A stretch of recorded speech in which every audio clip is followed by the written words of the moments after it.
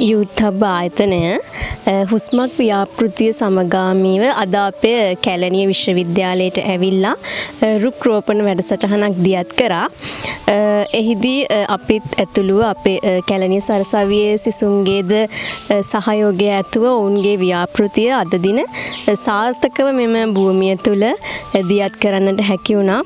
ඉතින් සාර්ථක අනාගතයක් උදෙසා ඔවුන්ගේ මෙහෙවරින් යුතුව අද අපේ මේ විශ්වවිද්‍යාලය තුල පැවැත් වූ මේ රුක් රෝපණ වැඩසටහන මින් ඉදිරියටත් ශ්‍රී ලංකාව පුරාම දියත් කරන්න හැකියාව ශක්තිය ලැබේවා කියාත් ඔවුන්ගේ මෙම ව්‍යාපෘතිය තවදුරටත් ඉදිරියටත් සාර්ථක වේවා කියාත් කැලණිය විශ්වවිද්‍යාලයේ ඉගෙනුම ලබන විද්‍යාර්ථීන් වශයෙන් අපි ප්‍රාර්ථනා කරනවා.